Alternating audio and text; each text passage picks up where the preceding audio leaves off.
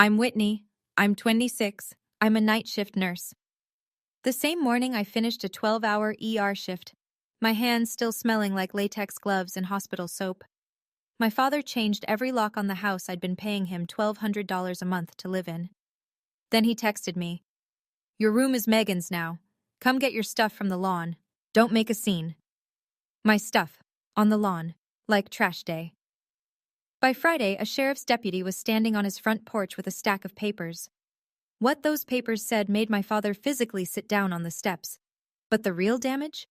That came 6 weeks later from a plain white envelope with Internal Revenue Service in the corner. Before I go on, if this story speaks to you, please hit like and subscribe, but only if you genuinely connect with it. Drop your city and your local time in the comments. I love knowing where you all are when you hear this. Now let me take you back to a Tuesday in March. The morning everything I thought I knew about family fell apart. I moved back home after nursing school. That was 3 years ago. Not because I couldn't afford rent somewhere else. I could, but because my father, Gerald Warren, sat me down at the kitchen table one Sunday and said, "Why waste money on strangers when you can help family?" It made sense at the time. I was 23, just starting at St. Mary's Community Hospital, pulling overnight shifts in the ER. The idea of coming home to a place I already knew, with food in the fridge and a washer that didn't eat quarters, it sounded practical. Smart, even. So we made an arrangement. $1,200 a month. First of the month. No lease, no contract, just a handshake and a Zelle transfer. I typed rent in the memo line every single time. $1,200. That was more than a one-bedroom in our part of town. I knew that.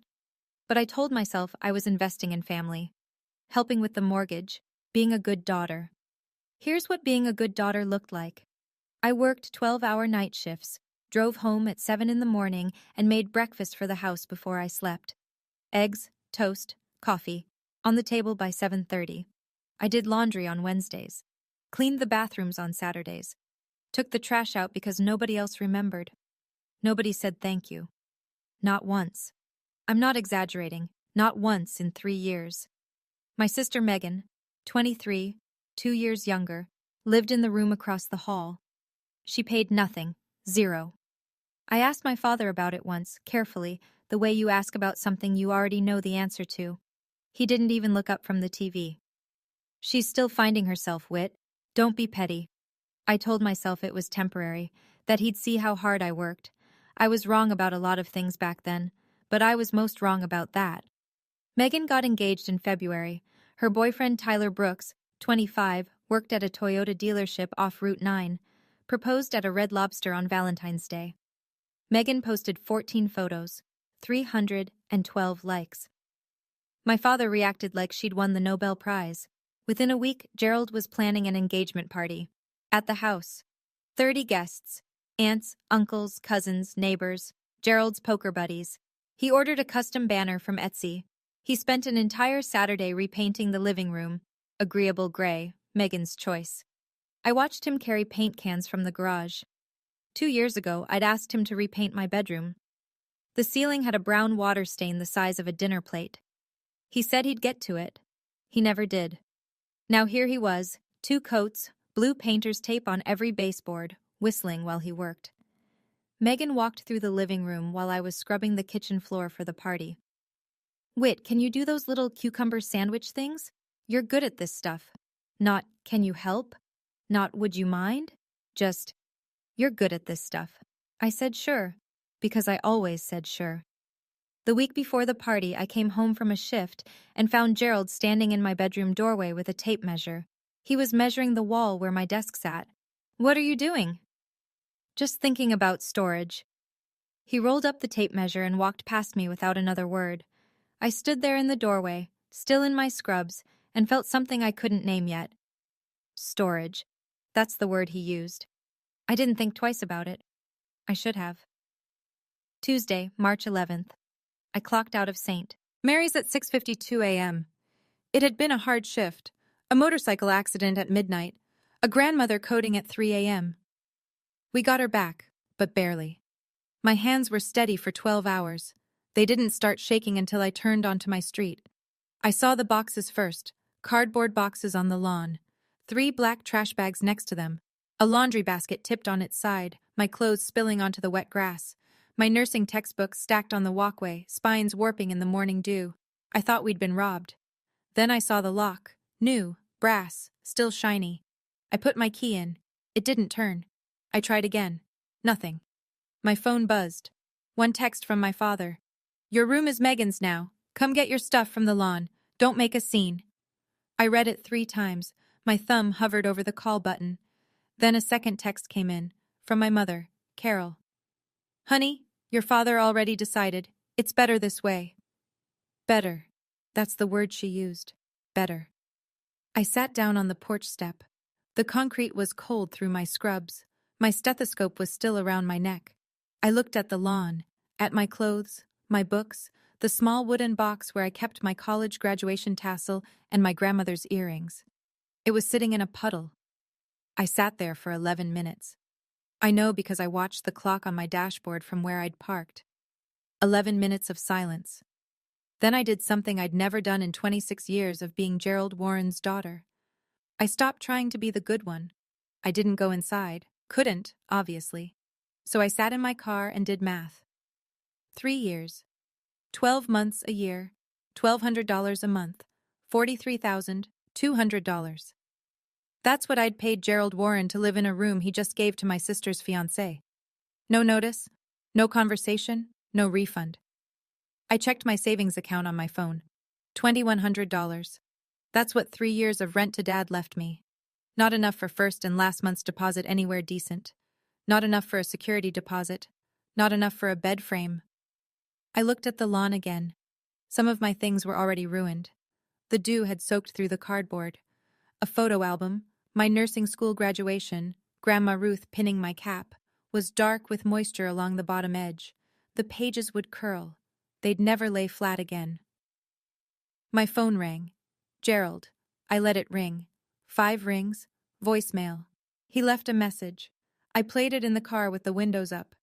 "Whitney, don't be dramatic. Come pick up your things before the neighbors start asking questions. And don't call your grandmother about this. It's none of her business. Don't call your grandmother." He said that like a warning, like he knew exactly who would take my side and wanted to cut her off first. I turned off the engine, stared at the house I'd helped pay for, stared at the new brass lock catching the morning light like a middle finger. He planned it. He waited until I was gone, 12 hours overnight, guaranteed not to walk in, and he moved my life onto the lawn while I was putting IVs in strangers' arms. That changed something in me, quietly, permanently.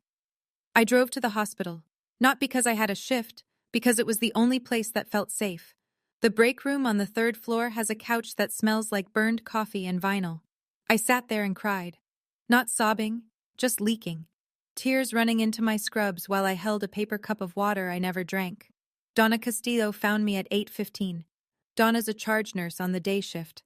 34, Puerto Rican, built like a firecracker, married to a man who argues for a living.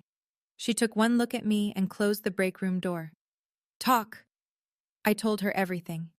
The locks, the text, the lawn, the boxes.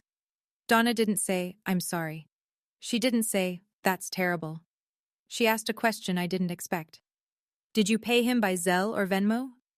"Zelle. Every month." "What did you write in the memo?" "Rent." Donna pulled out her phone and called her husband Marco right there.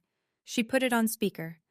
Marco Castillo, real estate attorney, 7 years of practice, specializing in tenant disputes. He asked me 3 questions. Did I have a lease? No. How long had I been paying? 3 years. Did I have proof of payment? Yes. 36 Zelle transactions, every single one labeled rent. The line went quiet for a moment. "He just did an illegal lockout on a tenant at will," Marco said.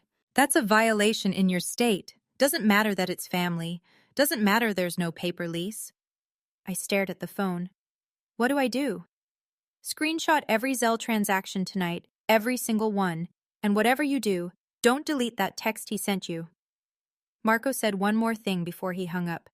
"Has your father been reporting that rental income on his taxes?" I didn't know the answer, but I had a feeling he already did. I tried one more time. One last time. because I owed myself that, the knowledge that I'd asked before I acted. Tuesday night. I sat in Donna's guest room, charged my phone, and called Gerald. He picked up on the second ring. Dad, I need to talk about the room. Nothing to talk about. Decisions made. I've been paying you rent for 3 years. You were helping with the mortgage, that's not rent. You texted me rent's due by the 5th. Every month, Dad. Silence. 3 full seconds. I counted. Don't twist my words, Whitney. I need 30 days. That's all I'm asking. Your sister needs the room now. You're 26. Figure it out. Click. He hung up on me. Gerald Warren, the man who taught me to say please and thank you, who spanked me once for slamming a door because we don't disrespect this house, hung up on his daughter asking for 30 days' notice. I set the phone down on the nightstand. My hands were steady. I noticed that. 10 minutes later, my phone buzzed again. Not Gerald. Megan. Hey, Whit, can you come get the rest of your stuff tomorrow morning? Tyler's moving his desk in. Tyler's desk. In my room. The room with the water stain my father never painted over for me, but repainted in 48 hours for my sister. I didn't answer Megan. I opened my banking app instead. I scrolled through 3 years of Zelle transfers. 1,200, 1,200, 1,200. A rhythm as steady as a heartbeat. I took my first screenshot at 9:47 p.m. I didn't stop until I had all 36. Gerald didn't wait. By Wednesday morning, my phone was buzzing with texts from people I hadn't spoken to in months. Aunt Sandra, Gerald's younger sister, lives in Delaware. Opinions about everything. Texted at 7:15 a.m. Your dad says you're being difficult about moving out. Honey, Megan's getting married. Just be happy for her. Uncle Rick, Gerald's hunting buddy and brother-in-law, texted 20 minutes later. Gerald says you're demanding money from him? That's not like you, Whit. Demanding money. That's how he told it. I scrolled through the messages. 6 texts from 4 relatives in 2 hours. All variations of the same theme. Whitney is being selfish. Whitney is jealous of Megan. Whitney is making Gerald's life difficult. Nobody texted to ask me what happened. Not one of them called to hear my side. Gerald told his version, and the family passed it around like a casserole dish at Thanksgiving. Everyone took a serving. Nobody checked the ingredients. He wasn't just kicking me out. He was rewriting the story so that when I fought back, I'd already be the villain. I sat at Donna's kitchen table and stared at my phone. I could feel the old instinct, the fixer in me, the peacemaker, the girl who always smoothed things over. She wanted to call everyone and explain. She wanted to say, "That's not what happened. Let me tell you my side." I put the phone face down on the table. Then I picked it up again and opened my Zelle history. 36 transactions, $43,200. I saved every screenshot to a cloud backup. Every memo line that said rent, every date, every dollar. Gerald was building a narrative. I was building a file. Wednesday morning, I drove back to the house to get whatever was left. Gerald had moved the remaining boxes to the front walkway. Not the porch, not the garage, but the walkway. Right where anyone driving by could see them. One was already splitting at the bottom from the weight. Mrs. Patterson from across the street was outside watering her azaleas. She watched me pull up. She watched me pop the trunk. She didn't look away. Gerald came out the front door. He was smiling. Not at me. At the street. Performing. "She's just picking up the rest of her things," he called over to Mrs. Patterson, loud enough for the whole block. "Kids, you know. Can't stay forever." I didn't respond. I picked up the first box. Winter clothes, a crock pot, a picture frame with a crack down the glass, my graduation photo, the one with Grandma Ruth. "Dad, I need to check my room for anything left behind." "Room's already Megan's. Nothing of yours in there." I looked through the front window as I passed. My bedroom, the room I'd paid $43,000 for, had been repainted. New curtains, new bedspread. Tyler's desk was already against the far wall. 2 days. He'd converted my entire life into someone else's office in 2 days. Gerald turned back to Mrs. Patterson and shrugged, grinning. "Tough love. Tough love." He called it tough love. I loaded the last box into my trunk. I didn't slam it. I closed it gently, deliberately. I wanted him to think I was giving up. I wasn't. But I did save Mrs. Patterson's number from the neighborhood directory. She was standing right there. She saw the boxes on the lawn. She heard every word. Witnesses remember. That night, Marco Castillo spread a yellow legal pad across Donna's kitchen table and sat across from me like a mechanic showing you what's wrong under the hood. 3 moves, he said. Each one is separate, each one is legal, and each one is going to get his attention. He held up one finger. First, illegal lockout complaint. Your state requires a minimum 30-day written notice to terminate a tenancy at will. He gave you 0. That's a statutory violation. The court can award damages plus penalties. Second finger. Small claims court. You're owed $43,200 in rent paid without a lease or legal tenancy agreement. The state cap for small claims is $10,000, so we file there first. The rest can go to civil court later. Third finger. IRS Form 211. Whistleblower report. He received $43,000 in rental income over 3 years and, I'd bet my briefcase, reported none of it. That's unreported taxable income. I stared at the pad. 3 bullet points, 3 lines that could dismantle my father's entire sense of authority. The IRS won, I said quietly. That could destroy him. Marco didn't blink. He didn't hesitate when he threw your life on the lawn. Donna set a glass of water in front of me. You're not being cruel, Whitney. You're being accurate. I opened my laptop. The folder was already built. I'd been organizing it since Tuesday night. 36 Zelle screenshots, bank statements with matching dates. The text from Gerald. Rent's due by the 5th. The lockout text. Your room is Megan's now. A timeline of events, handwritten, dated. Marco looked through every file. When he finished, he closed the laptop and nodded.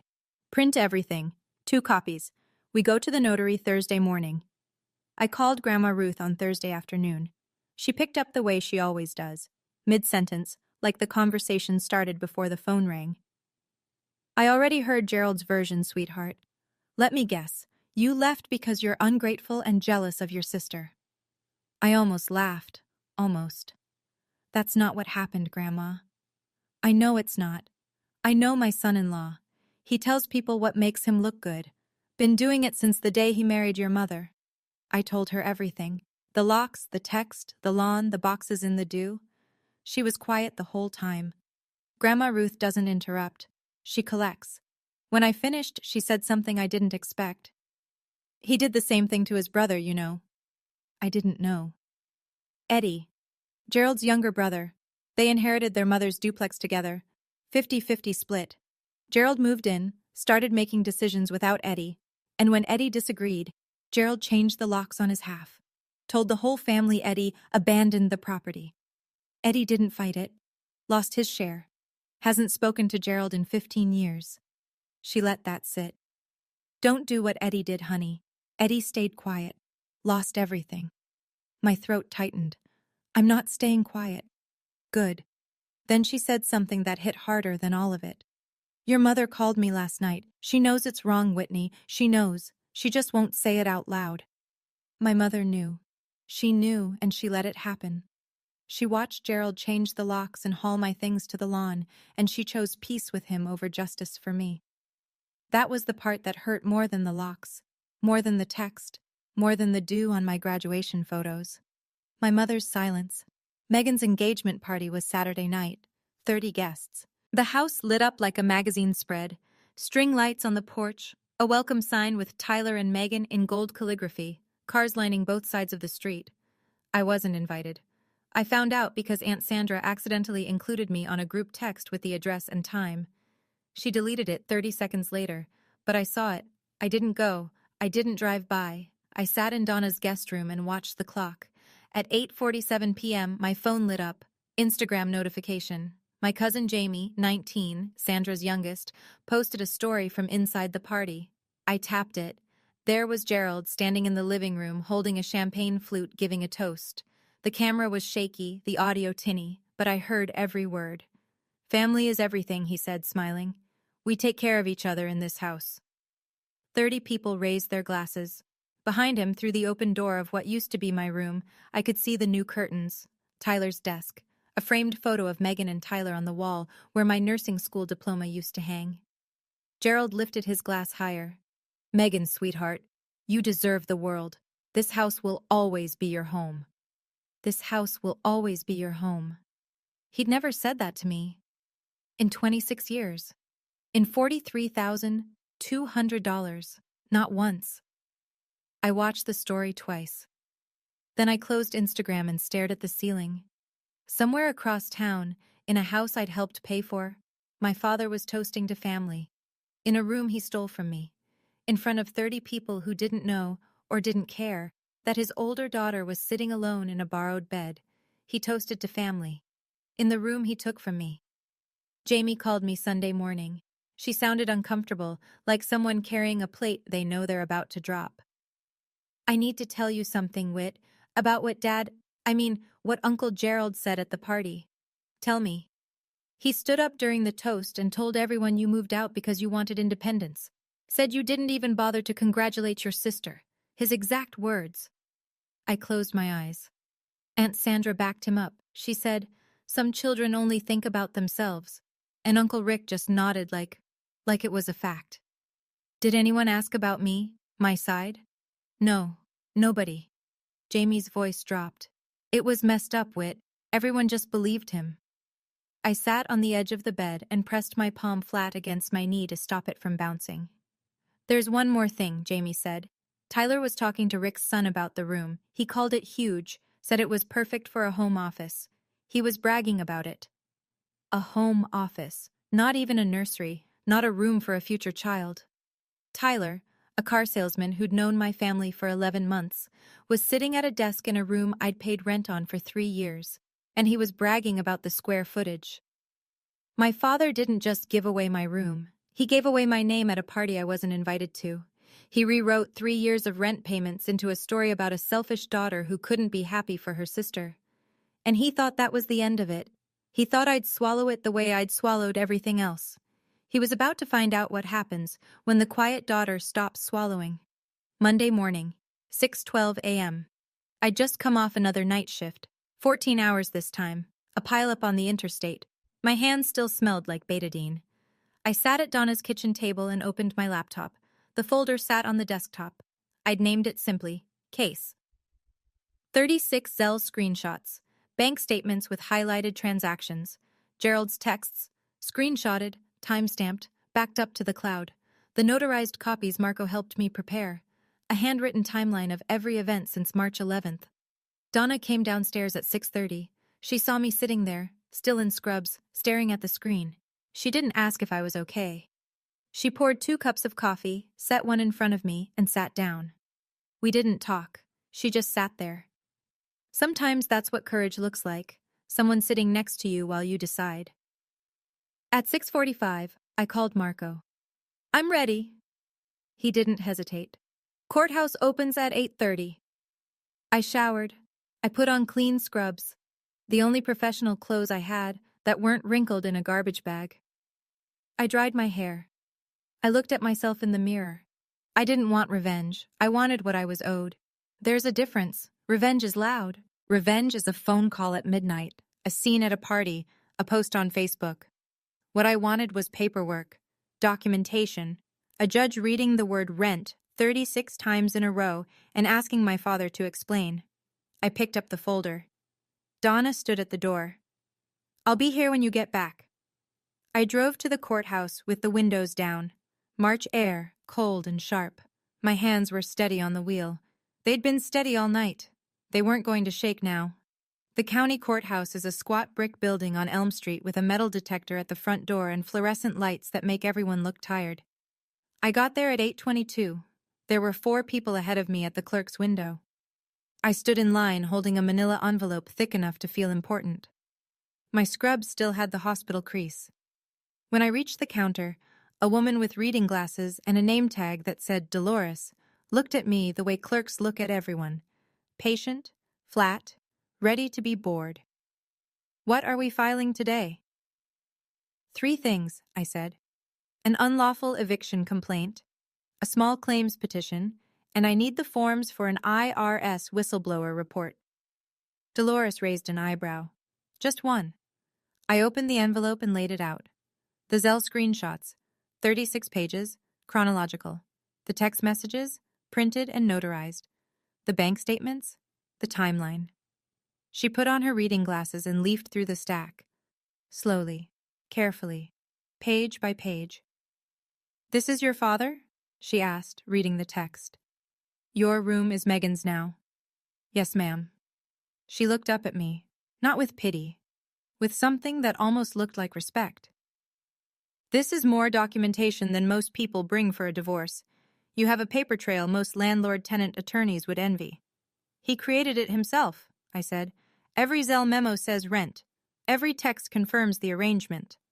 Dolores nodded. "Small claims cap in this state is $10,000. You'll want to look into civil court for the remainder." "I know. This is the start."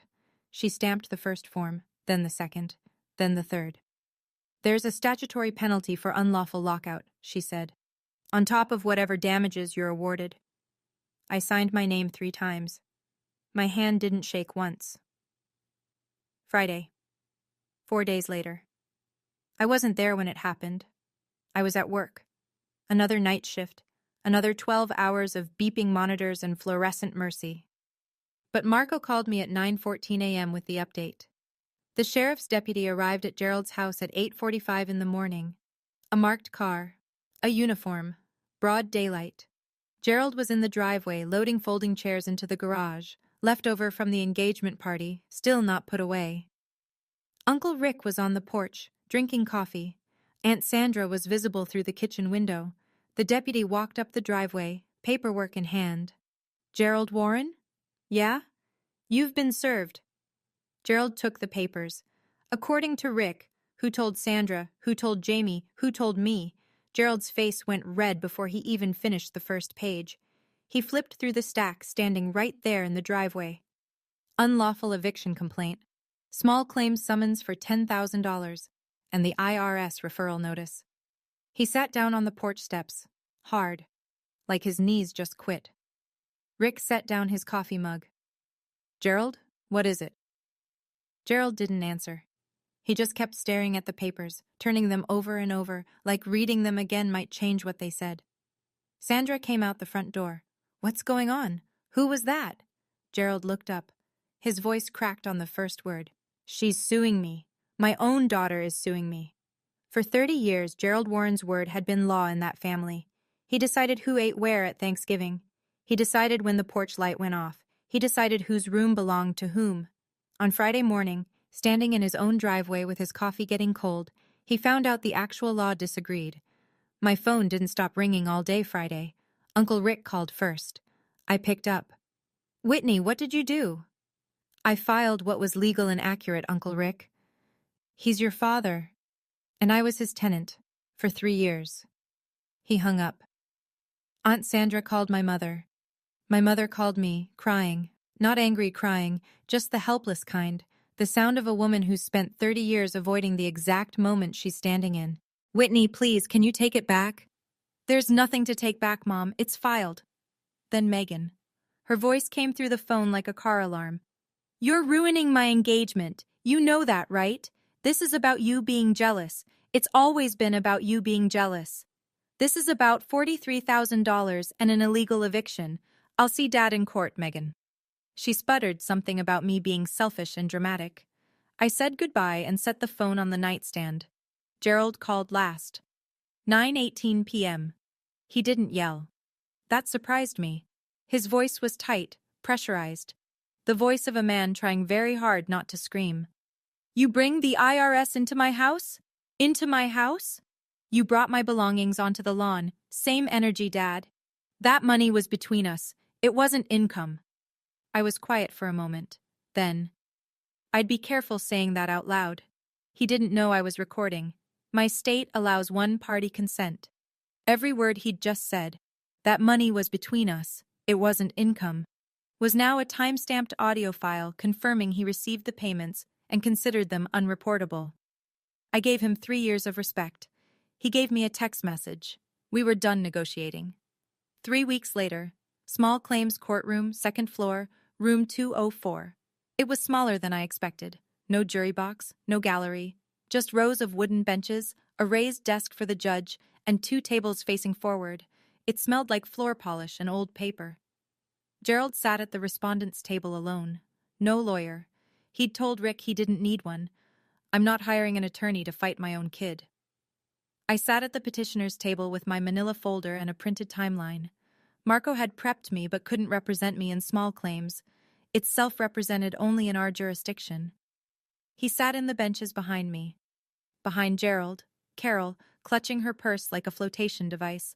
Megan, arms crossed, jaw tight. And in the last row, Grandma Ruth. She'd taken an Uber. Nobody had invited her. Nobody had told her the date. She found out from Jamie and came anyway. Judge Hernandez was a woman in her 50s with short gray hair and reading glasses she looked over, not through. Ms. Warren, present your case. I laid out 36 Zelle transactions, each one printed, dated, highlighted. Each memo. Rent. I showed the text messages. I showed the timeline. I spoke for 11 minutes without raising my voice. Judge Hernandez turned to Gerald. Mr. Warren, did your daughter pay you $1,200 a month? Gerald shifted in his chair. She was helping with the house. It wasn't rent. The judge picked up the printed text message and read it aloud. Rent's due by the 5th. Don't be late again. She looked at him over her glasses. You used the word rent, Mr. Warren. She used the word rent. The transfers say rent. By any reasonable standard, this was a tenancy. Gerald opened his mouth. Nothing came out. Judge Hernandez didn't deliberate long. I'm ruling in favor of the petitioner. Mr. Warren, you established a month-to-month tenancy through your own words and conduct. You terminated that tenancy without legal notice. You performed an unlawful lockout. You are ordered to pay $10,000, the statutory maximum in this court, in damages, plus the lockout penalty as provided under state statute. She set down her pen. Ms. Warren, you may pursue the remaining balance through civil court. Gerald stood up so fast his chair scraped the floor. This is family business, not court business. Judge Hernandez didn't blink. It became court business when you changed the locks, Mr. Warren. Sit down. He sat. Behind me, I heard Carol make a small sound. Not a word, just a breath that caught. Megan was crying silently, mascara tracking down her cheeks. Not for me, for the scene, for the fact that people she knew were in this room, hearing these numbers. But the moment I'll carry with me happened in the back row. Grandma Ruth stood up slowly, 79 years old, bad hip, holding the bench for balance. She walked forward, past Carol, past Megan, until she was standing beside me at the petitioner's table.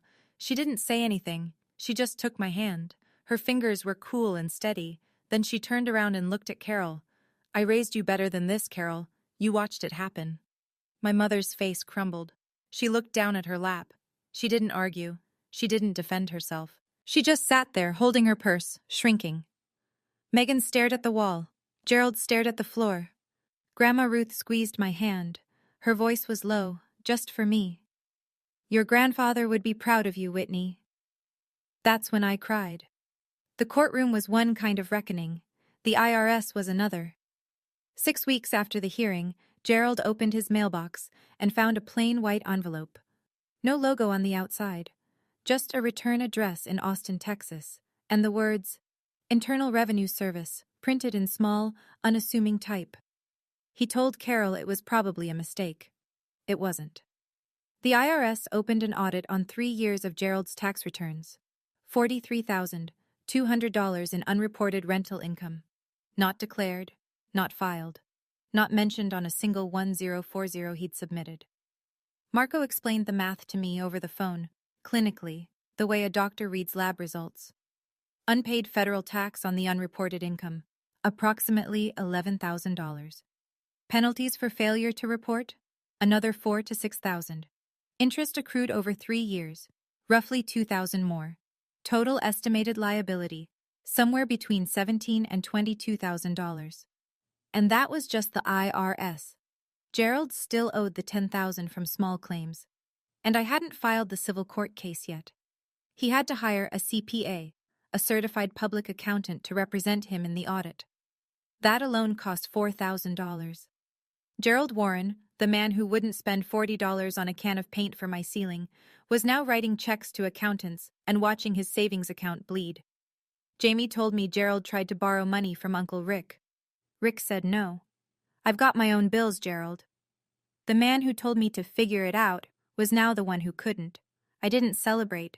I didn't post about it. I didn't even tell Donna right away. I sat in my car after Marco's call and watched the parking lot for a while. It didn't feel good, but it felt right. Word travels fast in families. It travels faster in neighborhoods.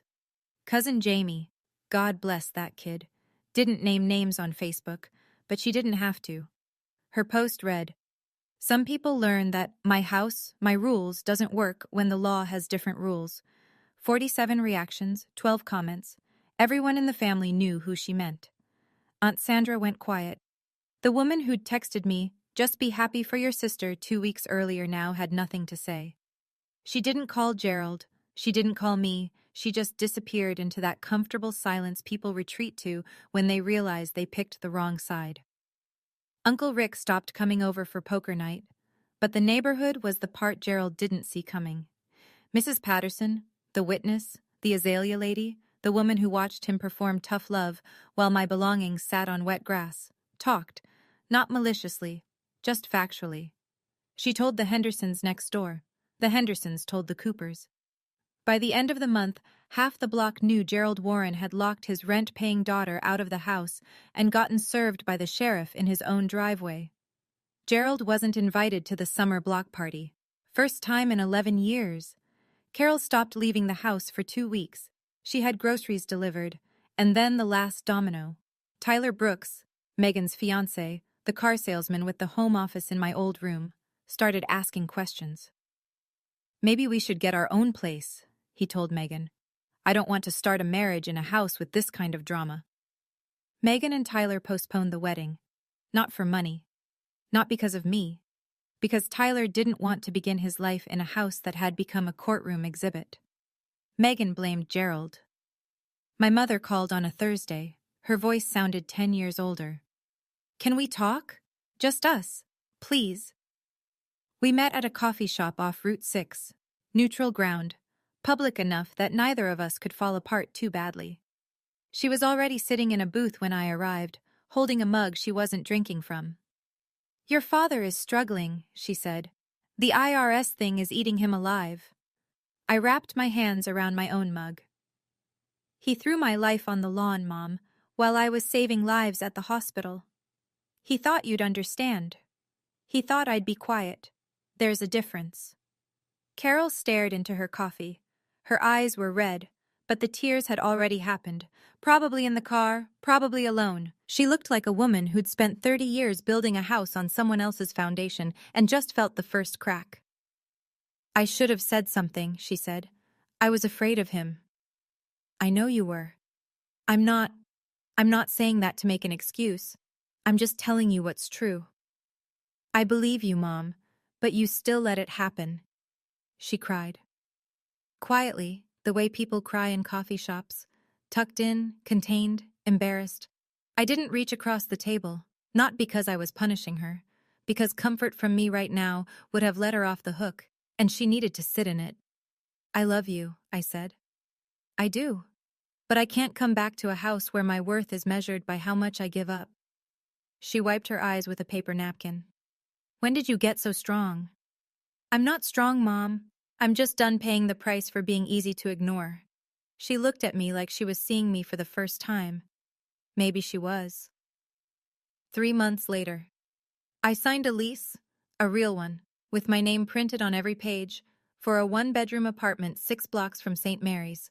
Ground floor, 12 minutes to work, rent, $890 a month, less than what I paid my father. The small claims check, $10,000, cleared the same week. I used it for first and last month's rent, a security deposit, a mattress, and a second-hand kitchen table. The rest went into savings, my savings, in my name, under my control. Donna helped me move in. She showed up with her minivan, 3 laundry baskets of donated kitchenware, and a 6-pack of ginger ale because champagne is for closers and you're not done yet.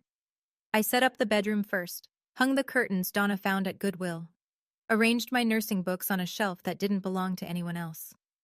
Saturday afternoon, there was a knock. I opened the door and found Grandma Ruth standing in the hallway, holding a lamp. It was brass, old with a green glass shade. The cord had been rewired, probably twice. "This was mine when I first lived on my own," she said. 1967. "I want you to have it." I plugged it in that night. It cast a warm amber circle on the kitchen table, the kind of light that makes even a small room feel like home. That evening, I sat at my table, in my apartment, behind my lock, and ate dinner alone. Leftover soup and toast, nothing special. But the quiet was different here. It wasn't the quiet of being overlooked. It wasn't the quiet of keeping the peace. It was the quiet of ownership. $1,200 a month used to go to a man who didn't see me. Now it pays for a place that's mine. Gerald called on a Sunday night, 7:14 p.m. I almost didn't pick up. Not out of anger. I was past that. More like the way you hesitate before opening a door you've already decided to walk through. I answered. "Whitney." His voice was different, not soft. Gerald Warren doesn't do soft, but the edges were filed down. The command was gone. "Hi, Dad. I didn't think you'd go this far. I didn't think you'd throw my things on the lawn." He exhaled. A long one. The kind of breath that carries something heavy out. "I was trying to do right by your sister. By doing wrong by me." Silence. 5 seconds. 6. I let it sit. I didn't fill it. "The IRS wants $22,000, he said finally. He said it the way someone says they have a diagnosis. Flat, factual, still in shock. "I'm sorry to hear that, Dad. I really am." "Are you?" "Yes. I don't want you to suffer. I never wanted that." More silence. I heard the TV in the background. ESPN, a basketball game, the soundtrack of every evening I ever spent in that house. "I hope you figure it out," I said. "I mean that. But I'm not coming back." He didn't say, "I love you." He didn't say, "I'm sorry." He didn't say, "You'll regret this." He just breathed on the other end of the line. "All right," he said, and hung up. It was the most honest word he'd spoken to me in years. Not an apology, not a surrender, just, "All right." An acknowledgement that the ground had shifted, and he couldn't shift it back. I set the phone down and looked at Ruth's lamp glowing on the table. For the first time in months, I didn't feel angry. I didn't feel sad. I just felt finished. People ask me if I regret it. I do. I regret the 3 years I spent believing that silence would be rewarded. I regret every morning I made breakfast for a house that treated my labor like air. Present, necessary, invisible. I regret the $43,000, sure. But more than the money, I regret the version of myself who thought if I just tried harder, gave more, complained less, my father would finally look at me the way he looked at Megan. That version of me is gone. I let her go on a Tuesday morning in March, sitting on a cold porch step in scrubs that smelled like a 14-hour shift. My father isn't a monster. I want to be clear about that. He's a man who confused love with control and gratitude with obedience. He built a family where his word was final, and when someone challenged it, legally, calmly, with 36 receipts, his whole kingdom shook. I hope he